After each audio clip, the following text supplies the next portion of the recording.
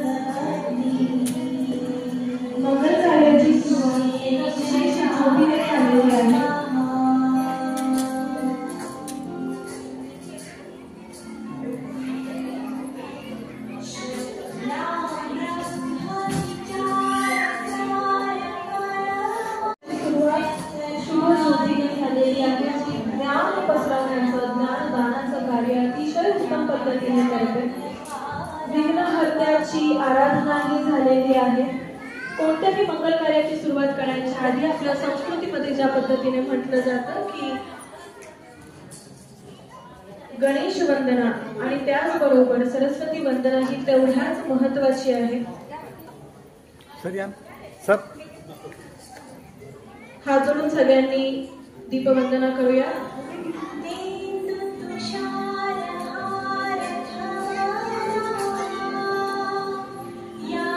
प्रकाशाचा हा शुभ संकल्प, ज्ञानाचा हा तेजोमय दीप आपल्या सगळ्यांची मुल्या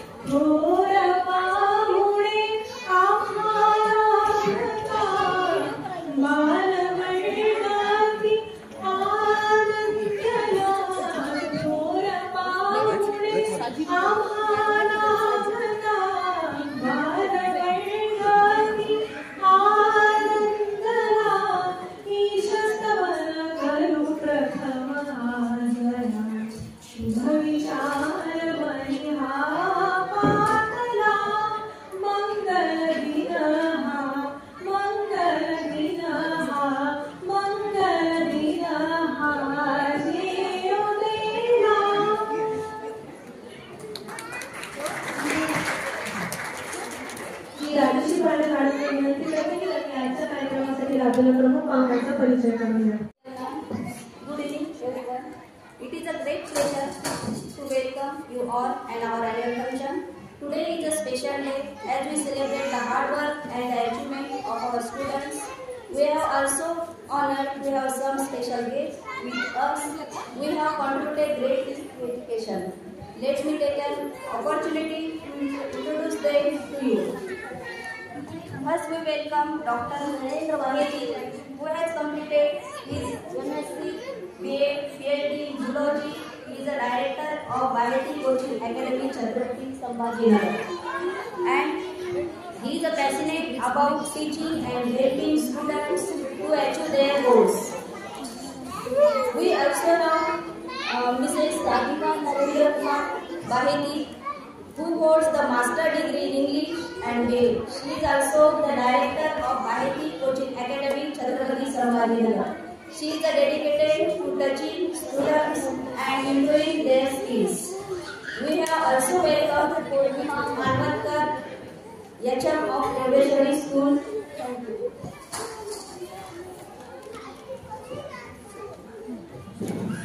Thank you so much, ma'am. इकडे लहानाचा किलबिलाट चालू आहे, तो ऐकायला येतोच आहे. पण पाहुण्यांचं म्हणणं एकंदरीत असं पडलं की पलीकडे किलबिलाट आहे, मग इथे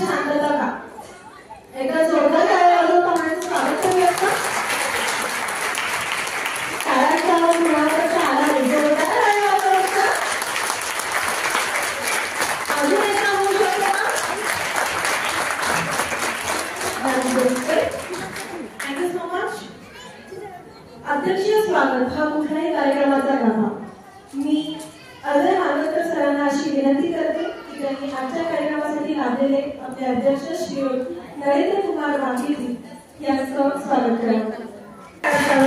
खूप जास्त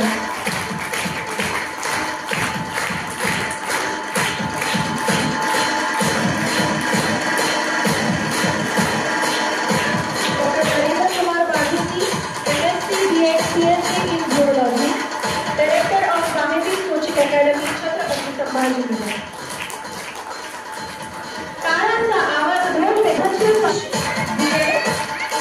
director of marketing coaching academy Chhatrapati Sambhajinagar.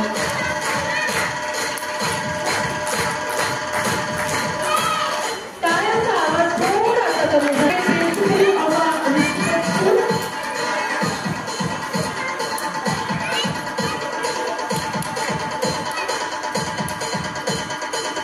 Ajay Manjrekar sir, GBM education ट्रस्टचे सन्माननीय सचिव.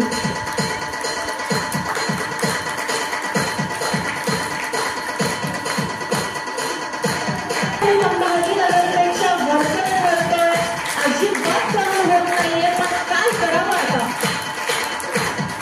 अजून जोरात होऊ शकतात.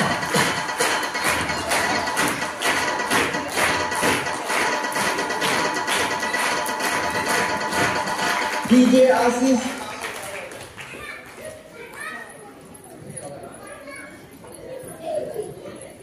काही ठिकाणी डान्स पण चालू आहे. स्नेहल मानवसेमान, प्रेसिडेंट ऑफ आवर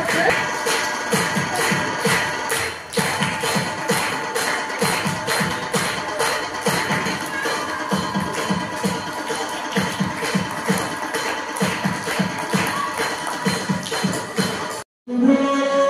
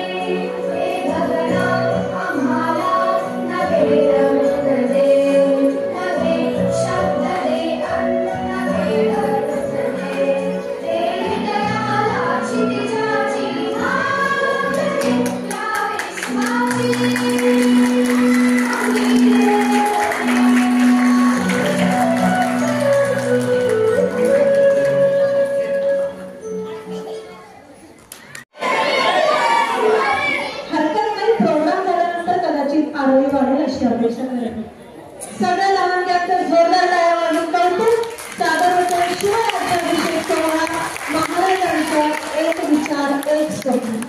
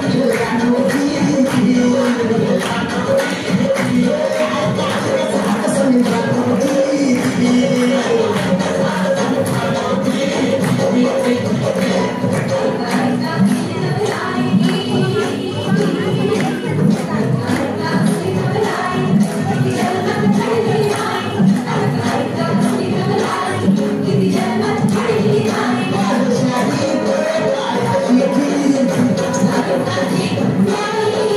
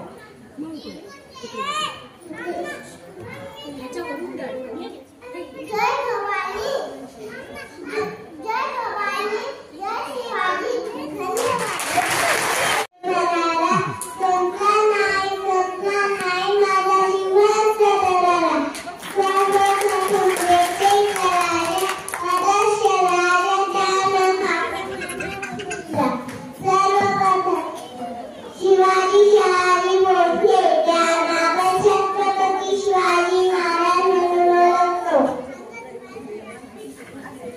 त्यांचा जन्म 19 फेब्रुवारी 1630 रोजी शिवनेरी किल्ल्यावर झाला. त्यांच्या आईचे नाव जिजाई होतं आणि वडिलांचे नाव शहाजी शहाजी भोसले होतं.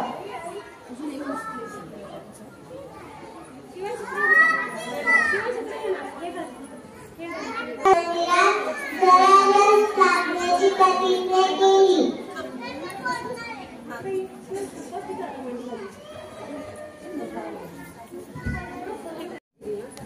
ताम्राचे पाविकडी काम नाही, स्वराज्याचे आठवण कधीही नाम नाही.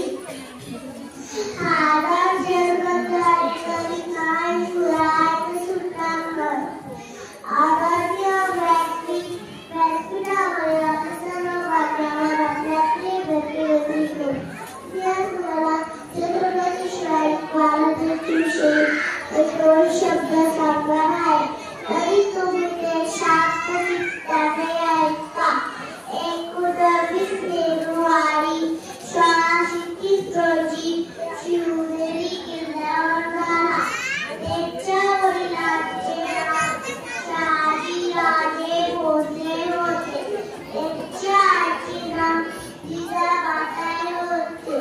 त्यांच्या नावासोबत इतरही स्वराज्य स्थापनेची प्रतिज्ञा केली. शेवटी फिरवत सांगितली आले किती गेले किती उठले गेले घराला सरकारी म्हणजे शिवाजी थँक्यू.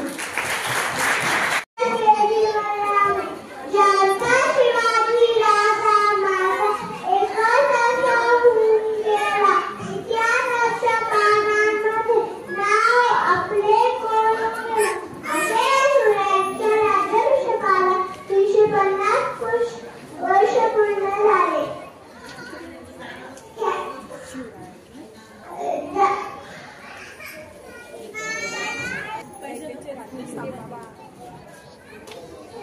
जय हिंद महाराष्ट्र. जगदंबाची ज्ञानवेदी ज्यांच्या मनामध्ये गाणे शिवछत्रपती. सर्वांना माझा नमस्कार. माझे नाव सोनाली छत्रपती आदर्श वायू करणारी राजे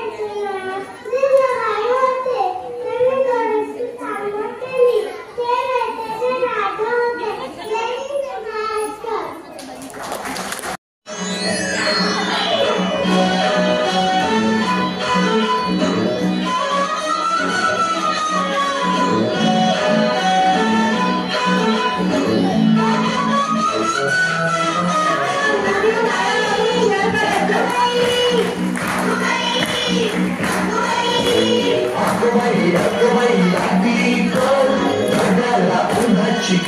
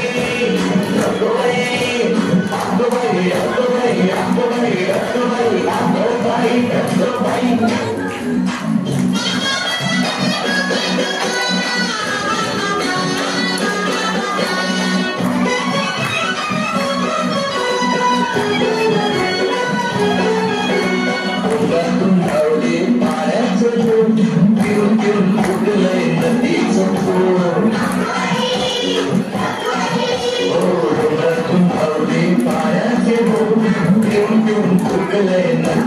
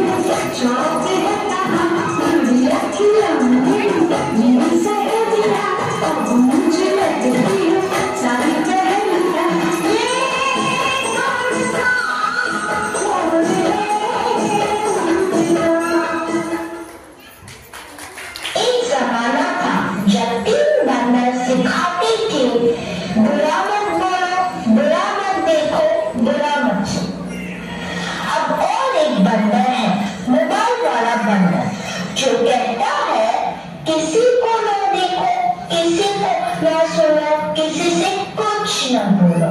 और ये बंदर आप सबके घर पर वास कर रहा है और हमारी ही नजर के सामने हमारी पूरी जिंदगी बदल रहा है। सही कहा ना?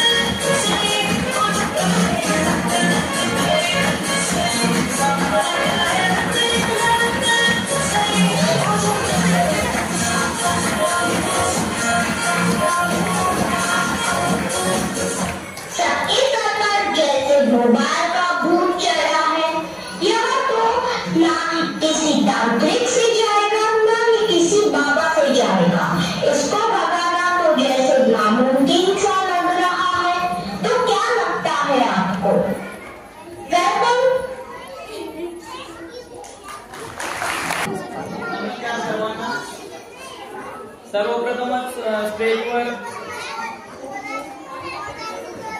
बोर झाले सर्व आहे ऐकण्याची मानसिकता आहे. खरं तर आता मॅडमनी इन्व्हाइट केलं प्रोग्रामला, आम्ही हजबंड आलो. प्रथम कार्यक्रम आहे आमचा की कुठेतरी मुख्य अतिथी म्हणून आम्ही इथं आलोय आणि आमचं सौभाग्य मानतो आम्ही की इथं एवढ्या आदराने आदरणीय मानवकर सर मॅडम यांनी आम्हाला इथं इन्व्हाइट केलं, बोलवलं. आणि खरंच हा कार्यक्रम म्हणजे आमच्या आयुष्य फार मोठं नाही आमचं. अवघ्या 27व्या वर्षामध्ये आम्ही बाहेर पडलो आणि आज आपल्या समोर एक वक्ता श्रोता नाही म्हणता येणार याला, आपला लहान भाऊ म्हणूनच आहे. कारण की माझ्याही घरात आम्ही 3 भाऊ आहोत. एक मलाही एक छोटीशी पुतणी आहे जी आता सिनियर KG मध्ये आहे आणि तिच्याही कार्यक्रमाला जेव्हा आम्हाला बोलवलं जातं तर आम्ही आज पॅरेंट्स म्हणून जसे तुम्ही आहात त्याच पद्धतीनं आम्ही तिथं ते प्रोग्राम अटेंड करतो. पण प्रथमच अशी संधी आम्हाला इथं भेटली. आता चिमुकल्या मुलांसाठी काय बोलावं त्यापेक्षाही जास्त महत्वाचं आहे की आजच्या जनरेशनसाठी पालक म्हणून आपली काय भूमिका असली पाहिजे यासाठी एक 5 मिनिटाची एक कहाणी आहे. सर्व पालकांनी ऐकली तर मला तरी असं वाटतं की आज कार्यक्रमाला ठीक आहे आपल्या बाल मित्रांना मैत्रिणींना आपण प्रोत्साहन देण्यासाठी हा कार्यक्रम घेत असतो, उपक्रम राबवतो. परंतु कुठेतरी आता या चिमुकल्या बाल कलाकारांचं मन वाढत्या वयानुसार यांच्या वागणुकीत येणारे जे काही बदल असतील यावर कसं आपल्याला कंट्रोल करायचं आहे. पालक म्हणून, शिक्षक म्हणून आपण तर आपली भूमिका बजावतोच, पण त्याचबरोबर एक मित्र म्हणून पालक या नात्याने आपल्याला आपल्या काय भूमिका, काय आदर्श आपल्या पाल्याला द्यायचा आहे.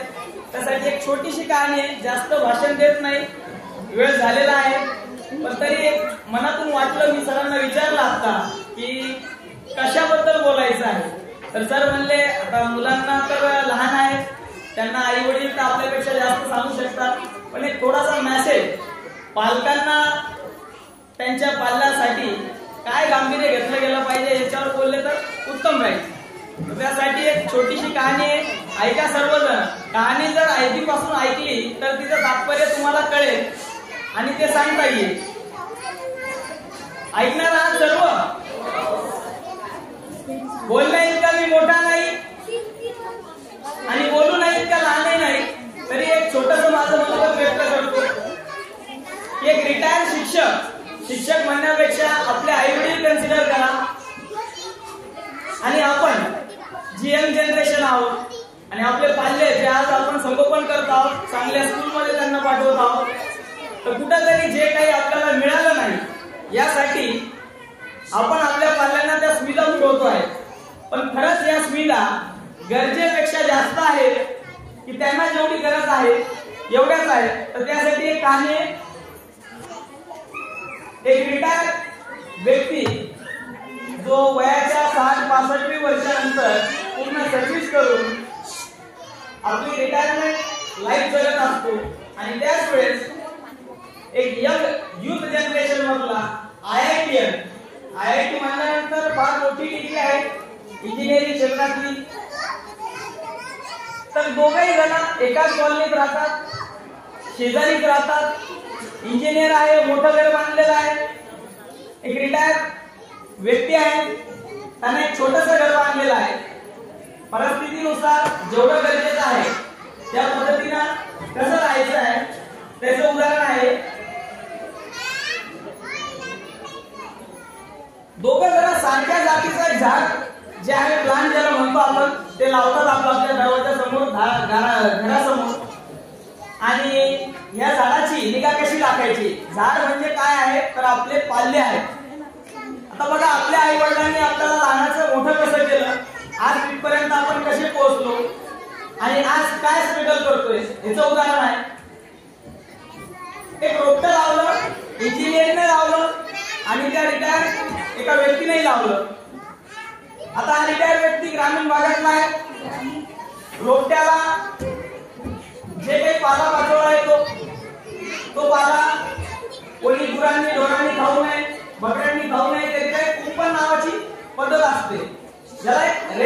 संरक्षण बंधन म्हणतात की ज्याच्यामुळं आपलं झाड संरक्षित राहतं. तर करिता त्यांनी एक कुंपण लावलं, काटेरी कुंपण.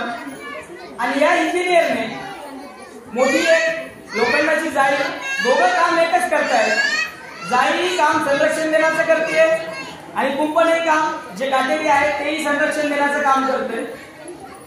आता होतं काय, इंजिनियर मर्यादेपेक्षा जास्त काळजी त्या झाडाची घेतोय, त्याला गरज नसताना खत पाणी प्रोव्हाइड करतोय. आणि हे जे बाबा आहेत आपले रिटायर, ते जे काही घरातलं सांडपाणी आहे, उरलेलं आहे, अनवॉन्टेड आहे, ते त्या झाडाला देतात. त्याचा अर्थ काय, झाडाच्या ग्रोथसाठी, डेव्हलपमेंटसाठी जे काही वॉटर अँड मिनरल्स लागतात ते गरजेनुसार प्रोव्हाइड करतात. करता करता करता आठवडे, महिने पलटून जातात. जे इंजिनियरचं झाड आहे ते झपाट्यानं वाढू लागतं आणि कालावधीतच, काही काळातच ते फर्स्ट फ्लोअर क्रॉस करून उंच होऊन जातं. आणि हे जे वृद्ध रिटायर होते, जे काही आई वडील म्हणा आपण, जे संगोपन करत असताना त्या झाडाला पाहिजे तेवढं देत गेले आणि या इंजिनियरने त्या झाडाला मर्यादेपेक्षा जास्त जे काही खतपाणी आहे ते प्रोव्हाइड करत गेला. पाहता पाहता दिवस पलटले. तो इंजिनियर हसायला लागला. बाबा तुम्ही आता जुने झालेत म्हणे. काय म्हणलं, तुम्ही आता जुने झालेत, मॉडर्न टेक्नॉलॉजी काय आहे याचा वापर तुम्हाला माहित नाही. आता बाबा रिटायर आहेत, ठीक आहे, ट्रॅडिशनल आहेत, कमी एज्युकेशन आहे, पण अनुभव काय असतो हे अनुभव मात्र त्या इंजिनियर पेक्षा जास्त त्या रिटायर माणसाकडे, व्यक्तीकडे होता. त्याला माहित होतं, त्यानं त्याच्या आयुष्यात बरेच वादळ जे आहेत ते झेललेले आहेत, बघितलेले आहेत. आता हे झाड वाढलं, हा हसू लागला, रोज मस्करी करू लागला. आता ठीक आहे ना, मस्करी कोणाची करावं, काय करावं हे कळत नव्हतं. अहंकार होता एक ज्ञानाचा. मी IITN आहे, ते काय XYZ डिपार्टमेंट मध्ये होते, माझ्यापेक्षा जास्त हुशार नसतील. पण हा कुठेतरी विसरला. विद्वत्तेच्या जोरात, जोमात मनात अनुभव काय असतो हे माहिती नव्हतं.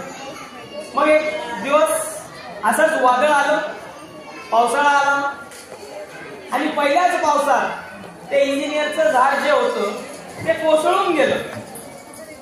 आणि या बाबाने जे झाड लावलेलं होतं ते मात्र त्या वादळाला सामोरं जाऊन खंबीरपणे उभं राहिलं. आता इंजिनियर होता, मर्यादेपेक्षा जास्त त्यानं त्या झाडाचं संगोपन केलं, त्याला वाढवलं, खतपाणी दिलं आणि मी किती चांगल्या पद्धतीनं या झाडाची निगा ठेवली, राखली आणि किती चांगल्या पद्धतीनं याला वाढवलं. फक्त केवळ हाच जो काही उपक्रम होता हा इंजिनियर करू लागला होता आणि असं दाखवायचं होतं त्याला की तुम्ही जुने झाला, तुमचा अनुभव, तुमचं नॉलेज जुनं झालं. आता ही ऍडव्हान्स पिढी आहे, ज्या काही गोष्टी तुम्हाला माहित नाही त्या गोष्टी आम्ही इथं वापरतोय, अंमलात आणतोय. आणि ते झाड जेव्हा कोसळलं तर त्या इंजिनियरला रात्रभर झोप नाही आली. विचार करू लागला की असं काय कमी पडलं माझ्या संगोपनामध्ये की सारख्याच दिवशी लावलेलं झाड त्यांचं तर टिकून राहिलं, पण माझं वाढलेलं झाड, उंच झालेलं झाड एक वादळ सुद्धा सहन करू नाही शकले. रात्रभर झोप नाही आली. शेवटी विद्वान होता, ठीक आहे, थोडा अहंकार होता, नॉलेज जास्त असल्यामुळे, डिग्री मोठी असल्यामुळे, पण त्याला राहायला नाही गेलं. मग तो दुसऱ्या दिवशी लाजी तुझी का होईना बाबाकडे गेला आणि त्यांना विचारलं की बाबा असं काय तुम्ही त्या झाडाला दिलं, तुमच्यापेक्षा तर खूप काही पटीनं जास्त मी माझ्या झाडाला दिलं. तुम्ही काटेचं कुंपण लावलं, मी त्या कुंपला जाळी म्हणून एक कुंपण लावलं, तुमच्यापेक्षा जास्त चांगली निगा मी राखली. तुम्ही सांडपाणी झाडाला देत गेले, वेळोप्रसंगी तुम्ही रोज पाणी न देत गेले त्याला, पण मी मात्र डेली सकाळ संध्याकाळ जेव्हाही आलो तेव्हा त्या झाडाला पाणी देत गेलो, खतपाणी देत गेलो, तर माझं झाड झपाट्यानं वाढलं. तर तेव्हा त्या बाबाने एक सुंदर हास्य देऊन त्याला सांगितलं की तुला जो वाटत होता अहंकार, अभिमान की आम्ही इतरांपेक्षाही जास्त चांगली निगा राखू शकतो, आमच्या नॉलेजचा वापर करून तुम्हाला जे नाही जमलं ते आम्ही करून दाखवू शकतो. ठीक आहे, नो डाऊट एक पिढी पुढे आहे, ऍडव्हान्स जनरेशन आहे, पण कुठेतरी या ऍडव्हान्स जनरेशनला आपल्या आई वडिलांचा वाडवडिलांचा अनुभव सोबत जर असेल तरच ते पाल्य पुढे चांगले घडू शकतात. आता हे झाड का पडलं तर याचं कोणीतरी मला ऐकायला सांगावं की असं काय झालं होतं की या इंजिनियरचं झाड कोसळलं, वादळ सहन नाही करू शकलं आणि त्या रिटायर्ड माणसाचं विचाराचं झाड जे आहे ते एवढ्या ह्याच्यातही वादळातही टिकून राहील. याचं फक्त मला कारण सांगा. ज्यांना स्टोरी पहिल्यापासून ऐकली कमीत कमी ते कल काय आहे या गोष्टीचा ते सांगू शकतील. याच्यात एक मेसेज आहे आणि तो मेसेज तुम्हाला द्यायचा आहे. मला कोणी सांगू शकेल मला?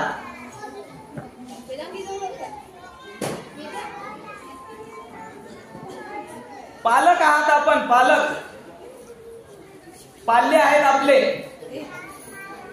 आता तुम्ही म्हणसाल आमच्या पाल्यांना बाळांना कसं वाढवायचं हे आम्हाला चांगलं ठाऊक आहे. मॅडम सांगता प्लीज.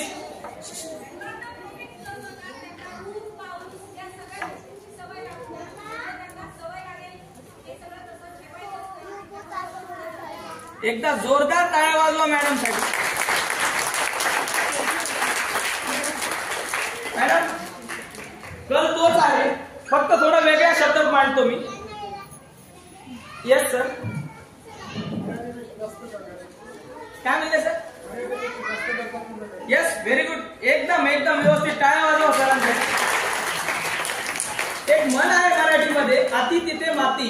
कुठल्याही गोष्टीचा अतिरेक हा वाईट असतो.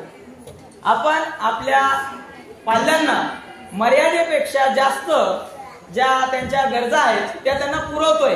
आता जसं आता मोबाईल ऍडिक्टचं दाखवलं, कोविड काळानंतर ठीक आहे पर्याय नव्हता आपल्याकडे, ऑनलाईन एज्युकेशन झालं, पण पालकांनी माझा जॉब आहे मला वेळ नाही किंवा घरी एखादा मोबाईल घेऊन दिला. आज त्याचा दुष्परिणाम असा झालाय की मुलं जर मोबाईल हातातून हिसकावून घेतला तर चिडचिड करायला लागतंय, मनोरुग्ण झाले. आता याच्यातून बाहेर कोण काढणार आपल्याला? ते झाड जे होतं एक वादळही सहन नाही करू शकलं. त्याचं फक्त एकमेव कारण हे होतं की जे मुळं होतात ते झाडाचे मुळं म्हणजे फाउंडेशन आहे. मी काही इथं वेगळी जाहिरात करत नाही, मी फक्त एकच सांगतोय तुम्हाला की जे एज्युकेशन आपण त्यांना बालवर्गापासून देतोय, जे काम मानवतकर सर मॅडम करतायत, तर आजच ती खरी वेळ आहे. बघूया पहिलीला गेल्यावर पाहू, बघूया पाचवीला गेल्यावर पाहू. अजून तर काय 8वी पर्यंत फाउंडेशनच चालू होत नाही. 11वी 12वीला कुठं आतापासूनच शिकवायचं आहे, आपल्यालाही कोणी शिकवलं, या गोष्टीचा विसर पडतोय आपल्याला. हे खरं फाउंडेशन आतापासूनच चालू होतंय तुमचं. आपल्या वेळेस बालवाडी म्हणायचे, प्रथम वर्ग म्हणायचे, वयाच्या 6व्या वर्षात आपण जायचो. आज चिमुकला मुलगा बालमित्र वयाच्या 3ऱ्या 4थ्या वर्षी शिवाजी महाराजांवर एवढं चांगलं व्याख्यान देऊ शकतो. मला तरी असं वाटतं आजपर्यंत इतकं चांगलं इथं आपल्यापैकी तरी कोणी बोललेलं नाही वयाच्या 3ऱ्या 4थ्या वर्षामध्ये. तर हे खरे संस्कार कुठून मिळाले? तर हे फक्त केवळ शाळेतून मिळाले, चांगल्या शिक्षकांच्या मार्गदर्शनाखाली मिळाले. हे शिक्षक आणि आई वडील तर गुरु आहेत. आई वडिलांची बरोबरी कोणी करू शकत नाही, पण आई वडिलांनंतर या जगात जर कोणी गुरु असेल तर ते शिकवणारे चांगले शिक्षक आहेत. आई वडील जन्माला देतात, संगोपन करतात आणि आपल्या भारतीय, माफ करा मला बोलायचं नाही, भारतीय संस्कृतीत असं आहे की वडील जोपर्यंत जिवंत, आई जोपर्यंत जिवंत, तोपर्यंत त्या लेकराला उन्हाच्या झळा किंवा चटके काय असतात, संकट काय असतात, त्याच्यासाठी काय कष्ट करावे लागतात याची जी आहे थोडी सुद्धा झळ ही लेकराला लागू देत नाही. नाही उन्हात जाऊ नको, नाही ऊन लागेल तुला. आपण जेव्हा लहान होतो, लहानपणी जेव्हा खेळायचो, ग्राउंडवर जायचो, तर त्यावेळेस आपल्याला ऊन लागत नव्हतं का? कधी लागत होतं. आपल्याला त्रास होत नव्हता का? होत होता. पण या लेकरांना जर कळलंच नाही काय आहे ऊन किंवा काय आहे प्लेग्राऊंडवर खेळणं जाऊन, काही झालं तरी आई आपली मोबाईल काढून देते, शांत बसेल. ते मोबाईल हातात देऊन देऊन त्यांचे डोळे खराब होत आहेत, ब्रेनवर परिणाम होतोय, ते रेडिएशन त्यांच्या बॉडीला डॅमेज करतोय, कुठेतरी त्यांच्या बॉडीमधल्या सेल्स टिश्यू डॅमेज होत आहेत आणि नको ते आजार त्यांना अवघ्या कमी वर्षामध्ये लागतायत. आणि त्याचा परिणाम असा आहे की त्याच्यासाठी वेगवेगळे मेडिकल तुम्हाला करावे लागतात, जे की कधीतरी आपल्या आयुष्यात आपलं वाढत्या वयात आपल्याला करायची गरज पडली नाही. याचं एकमेव कारण. तर हे सांगायचं तात्पर्य हे आहे की त्यांना त्या नॉलेजची, त्या गोष्टींची भूकच भासू देत नाहीयेत आपण. काही जरी लागलं तरी तुरंत हातात देतोय त्यांना आपण. त्यांना तोंडातून नुसतं आवाज काढावा की बाबा मला हे पाहिजे, आई मला हे पाहिजे. एखाद्या वेळेस आई नाही म्हणते, बाबा आणून देतात. बाबा नाही म्हणतात, आई आणून देते.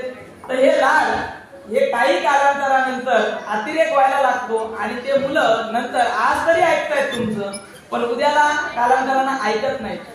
आज मी 5वी ते 10वी वर्ष म्हणजे वर्गाचे क्लासेस घेतोय.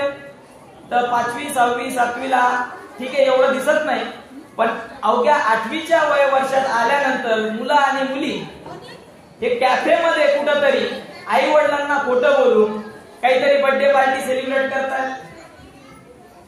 कशासाठी ते तुम्हाला खोटं बोलतात? काय कारण असेल? नाही पप्पा खूप चिडतात, नाही आईला कळलं तर आई खूप फटके देईल, किंवा एकाच दिवशी रंग्यात आम्ही जर कुठं पकडलं त्यांना शाळेच्या किंवा क्लासच्या वेळेत तर सर हातपाय जोडते, हातपाय पडतो सर, प्लीज पप्पांना मम्मींना सांगू नका. तर कशासाठी? कशामुळे होतंय?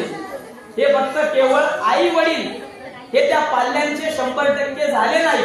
जन्म दिलाय याचा अर्थ हा नाही, पण आपला पाल्य जर आपल्याला बोलताना किंवा काही गोष्ट सांगताना आपल्यासोबत फॅमिलीयर नाही राहू शकत, तो कम्फर्ट फील नाही करत आपल्यासोबत, तर अशा वेळेस यांना बाहेर मित्र मैत्रिणी जे आहेत ते मिळतात आणि ते प्रेम ते आई वडिलांचं ते बाहेर शोधू लागतात. तर त्याच्यात थोडासा प्रॉब्लेम होतो आणि कालांतरानं असं होतं की आई वडिलांपासून दूर कसं राहायचं. मी बोलणार नाही. ज्या घरात आई वडील आहेत, आम्ही 3 भाऊ आहोत, 3ही डॉक्टरेट आहोत. डॉक्टर गौरव बायती एम्स हॉस्पिटलला, डॉक्टर सौरभ बायती इंटरनॅशनल हॉस्पिटलला. आणि माझी इच्छा नसताना आमच्या वडिलांचं स्वप्न पूर्ण करण्यासाठी मला डॉक्टरेट म्हणून PhD घेतलेली. फक्त केवळ इच्छा वडिलांची. मला काही जॉब करायचा नाही, कोणत्या संस्थेला जायचं नाही, पण कुठंतरी माझ्या वडिलांचं स्वप्न होतं. त्यावेळेस ते डोळ्यात अश्रू घेऊन बोलले होते की बाळा, इच्छा आहे की तुझ्याही नावासमोर डॉक्टर लागावं, कारण की प्रत्येक आई वडिलाला आपले पाल्य तेवढेच समान असतात. तो मोठा असो, लहान असो की मधला असो. तर ती इच्छा पूर्ण करण्यासाठी माझ्या नावे डॉक्टर लागलं. पण आज ते डॉक्टर लागल्यानंतर काय सन्मान आहे, समाजामध्ये काय मान आहे याची जाणीव मला आज झाली. पहिल्यांदा कधीतरी असं जेव्हा माईकवर अनाऊन्स केलं जातं की डॉक्टर नरेंद्र बायती, तर त्यावेळेस कुठेतरी असं वाटतं की 2 भावासाठी हे डॉक्टर वर्ड वापरलं जायचं आणि 3ऱ्या भावासाठी म्हणजे कमी, तर हे वापरलं नाही जायचं. तर ही खंत मला त्यावेळेस नव्हती की असू दे आपण डॉक्टर नाही, आपल्याला कोण डॉक्टर म्हणणार. पण कुठेतरी मनात वाटायचं की कोणीतरी आल्यानंतर या सर डॉक्टर साहेब नमस्कार, तर त्यांना मला म्हणावं लागायचं की सर मी डॉक्टर नाही, माझे 2 भाऊ डॉक्टर आहेत, तर मला डॉक्टर म्हणू नका. पण हे दुःख त्याच आई वडिलांना होतं ज्यांची इच्छा होती की यालाही कोणीतरी डॉक्टर म्हणावं, करिता हे डॉक्टरेट लावलंय. बाकी काही ह्याच्या मागचा माझा काही उद्देश नव्हता. PhD केली, पण केल्यानंतर ती वाया नाही गेली. आज असं वाटतं इथं आल्यानंतर. तर आई वडील जे आहेत, ज्याच्या घरात आई वडील आहेत, ते सगळ्यात चांगलं आणि सुखी कुटुंब आहे. वडिलाची किंमत काय आहे हे वडील गेल्यानंतर कळतं, आईची किंमत काय आहे हे आई गेल्यानंतर कळतं. आईला खूप चिडायचो, खूप बोलायचो, रागवायचो, पण ज्यावेळेस आई ऍडमिट होती मॅडम हॉस्पिटलला, तर त्यावेळेस ब्रेनमध्ये म्हणजे मेंदूमध्ये रक्तस्राव झाला. ओळखू नाही लागली आई की हा कोण आहे, हा कोण आहे. इव्हन तो आमच्या वडिलालाही ओळखलं नाही आईनं की आपण कोण आहात. तिच्या सगळ्या भावाला, म्हणजे जसं मॅडम म्हणजे आईच्या भावाला काय म्हणतात तर मामा म्हणतात, तर आमच्या मोठ्या मामाला सुद्धा आईनं ओळखलं नाही. तर त्या दिवशी कळालं की आई काय आहे म्हणून. फक्त सिच्युएशन आलीच पाहिजे, ठेच लागलीच पाहिजे, आणि ठेच लागल्यावरच शहाणपण येतं असं म्हणण्यासाठी ठेच लावून घ्यायची आहे. तर असं होऊ देऊ नका. आज हे जे लहान लेकरं आहेत, लहान मुलं आहेत, बाळा आहेत, त्यांच्यावर खरे संस्कार आपल्यावर कोणी केले? खरे संस्कार आपल्या आई वडिलांनी केले. आता आपण आई वडील म्हणून आहोत, तर आपल्या पाल्यांवर खरे संस्कार तर आपणच करणार, पण त्यासोबत हे भविष्य आपलं कोणाच्या हातात द्यायचंय हा विचार करून जर तुम्ही हे उज्ज्वल भविष्य तुमचं चांगल्या ठिकाणी, चांगल्या शाळेत, चांगल्या संस्थेत दिलं तर नक्कीच भविष्य होईल, चांगले मुलं घडतील. आणि वाढत्या वयानुसार जसं मर्यादेपेक्षा जास्त देऊ नका, ते दिल्यानं काय होतं तर आज तुम्ही गरज नसताना मोबाईल देणार, गरज नसताना गाड्या देणार, गरज नसताना मोटरसायकली घेऊन देणार. त्यांचं वय नाही, वय वर्ष 16च्या खाली अलाउड नाहीये. जर विद्यार्थ्याकडून पाल्याकडून काही घटना घडते तर त्याचा गुन्हा दाखल आई वडिलांवर होतो, कारण की आई वडिलांना ही गोष्ट कळत असते, विद्यार्थ्यांना पाल्यांना कळत नाही. तर केवळ एवढंच सांगायचं आहे, बाकी जास्त भाषण देत नाही. आणि पहिलंच भाषण असल्यामुळे शब्दाच्या म्हणजे बोलण्याच्या ओघात काही जास्त शब्द माझ्याकडून निघाले असेल तर त्याबद्दल दिलगिरी व्यक्त करतो. आणि मला इथं बोलण्याची संधी दिली मॅडम, माझ्या आयुष्यातलं पहिलं स्पीच आहे. मी कधीच नाही, माझ्या वडिलांच्या रिटायरमेंटला सुद्धा मी माईकवर बोललो नाही, पण केवळ पहिल्यांदा. आणि वडील इथं न येण्याचं कारण, ऍक्च्युअली इन्व्हाइट केलेलं आहे आमच्या वडिलांना, पण वडील इथं न येण्याचं कारण एक आहे की आज मी नसताना तू तिथं जाऊन तुला ती वेळ आल्यानंतर हातात माईक घेऊन बोलावंच लागणार. वर्गात बार बोलतोय मी 12 वर्ष झाले शिकवतोय, पण वर्गात बोलणं आणि इथं पालकांसमोर बोलणं याच्यात जमीन आसमानचा फरक आहे. तर आज बोलावं काय, सुरुवात कशी करावी, बोलताना 2-3 स्टोरीमध्ये वेगळे इन्सिडेंट्स मिक्स झाले, पण पहिला अनुभव होता माझा आणि तुम्ही एवढा चांगला प्रतिसाद दिला त्याबद्दल मी तुमचे आभार मानतो. आणि पुढचा कार्यक्रम कंटिन्यू करा असं मॅडमला रिक्वेस्ट करतो. खूप सुंदर कार्यक्रम वाटला. For the best handwriting in any language, any म्हणजे मराठी, इंग्लिश मध्ये कर्सिव्ह आणि कॅपिटल, कुठल्याही भाषेमधलं हिचं हस्ताक्षर अतिशय उत्कृष्ट आहे. आणि हे पारितोषिक किंवा हे बक्षीस देण्यासाठी मी नरेंद्र सरांना विनंती करते की त्यांनी हे बक्षीस प्रदान करावं. एका मान्यवरांसाठी जोडला टाळ्या.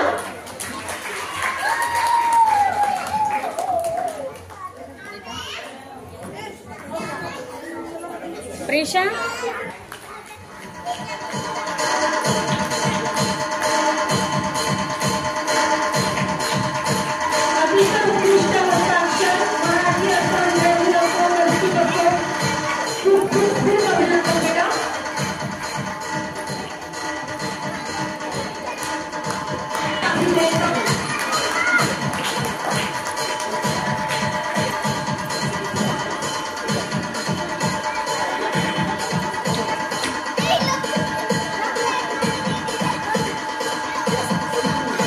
सर या ना सर, सर मानस कर sir.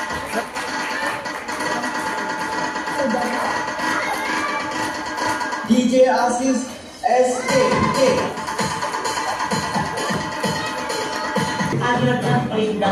Hello, honey bunny, feeling something, something. Hello, honey bunny,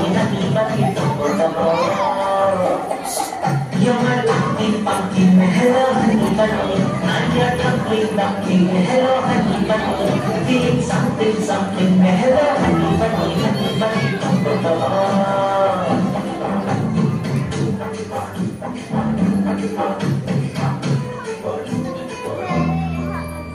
how many times have we loved and people been in war? What to tell you this? Let's go back to my heart. Give it up to the heart, bouncing like a ping pong ball, ball, ball, ball, ball, ball.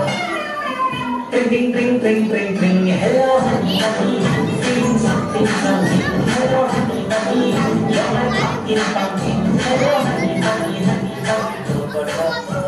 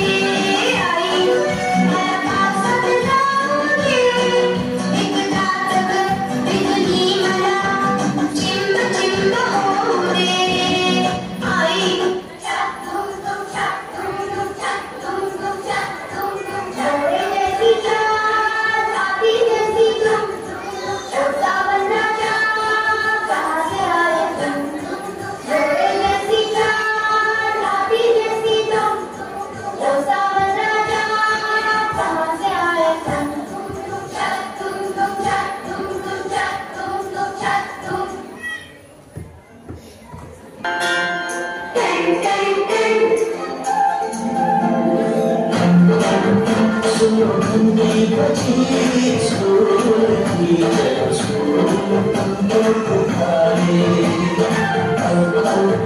रोशनी जो milli school की जब बताओगे तुम बन के तारे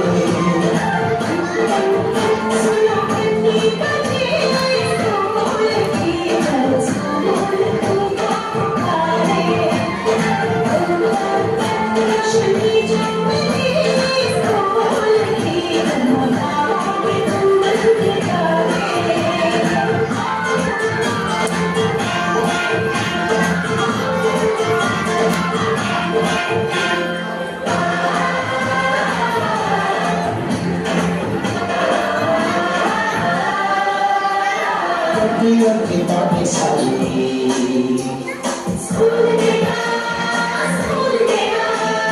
uniform नहीं हमारी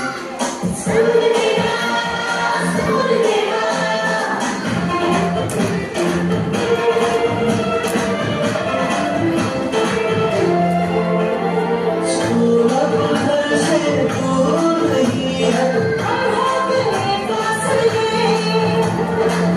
जो भी स्कूल के गेट पर थोड़ा सा भी जो चले से हमको पढ़ाएंगे टीचर ऐसे भरे सच सच सच स्कूल की कभी टीचर न बच्चों को मारे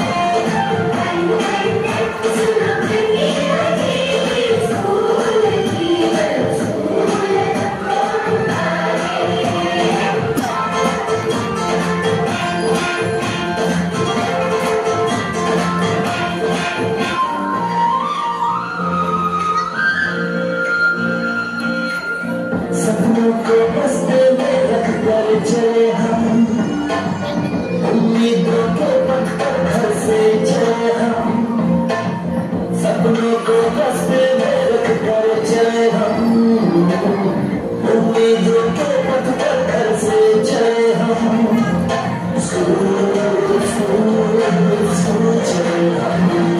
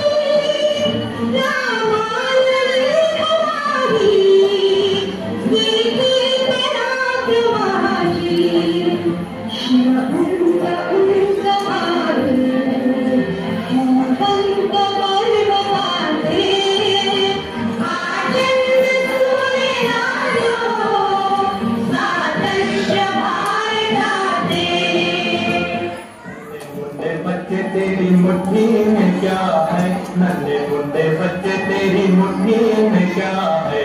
मुट्ठी में है तकदीर हमारी, मुट्ठी में है तकदीर हमारी, हमने किस्मत को बस में किया है, हमने किस्मत को बस में किया है।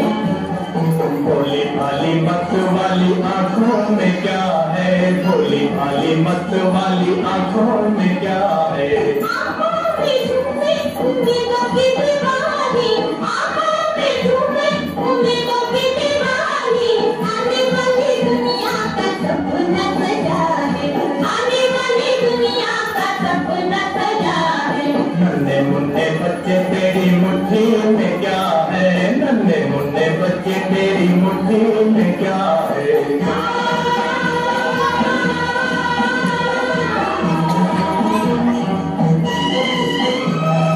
भीख में तो मोती मिले लोगे या ना लोगे, जिंदगी के आंसुओं का बोलो क्या करोगे। भीख में तो मोती मिले लोगे या ना लोगे, जिंदगी के आंसुओं का बोलो क्या करोगे।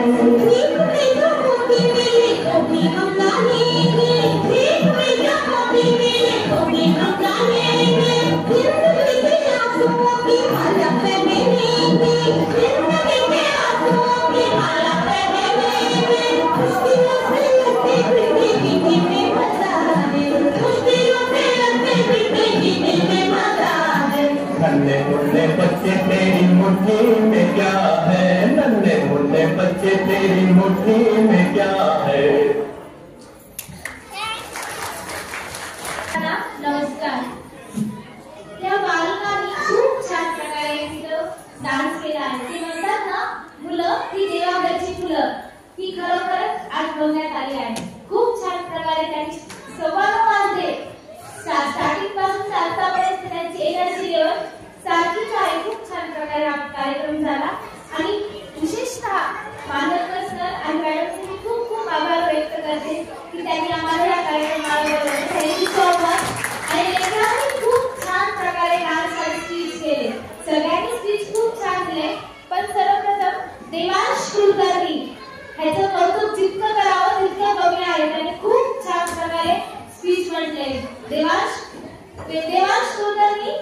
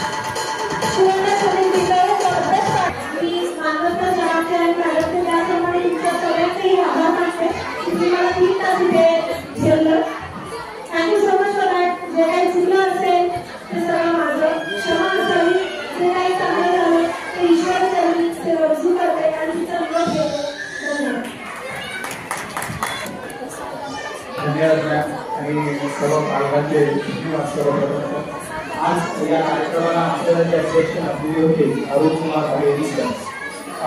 बाहेती सर हे बाहेतीच कोचिंग क्लासेस मयूर पार्क अतिशय ऋषी तुल्य व्यक्तिमत्व. आज त्यांचा व्यस्त कार्यक्रम असल्याने त्यांची व्यस्त असल्याने आतून देऊ शकले नाही, तर त्यांनी शुभेच्छा फोन करून स्वतः पाठवलेले आहेत. आणि त्यांचे चिरंजीव आज इथं आपल्याला डॉक्टर नरेंद्र बाहेती सर आणि बाहेती मॅम हे सपत्नीक आपल्या कार्यक्रमाला उपस्थित राहिलेले आहेत. आणि तसेच पायोनियर एज्युकेशन स्कूलच्या मुख्याध्यापिका पौर्णिमा मानवकर राजहंस या देखील आपल्या या कार्यक्रमाला इथं वेळात वेळ करून उपस्थित राहिल्या, त्याकरिता त्या सर्व मान्यवरांचे इथं आभार मानतो. आणि पालक आपण सर्व इथं अतिशय आपला अमूल्य वेळ देऊन आपल्या पाल्यांचं इथं कौतुक करण्यासाठी हजर झाला, त्यासाठी आमच्या सर्वांचेच आभार आहे. तुम्ही पालकांनी जाऊ नये. तुम्हाला सांगतो, यानंतर या आपल्या मागच्या वर्षीप्रमाणे सीबीएसईचा पहिली ते 7वी हा अभ्यासक्रम म्हणजे शाळेची मान्यता इथं असल्या कारणाने तुम्ही आपले जे वर्ष आहे पहिली, दुसरी, तिसरीसाठीचे ऍडमिशन सुरू असतील.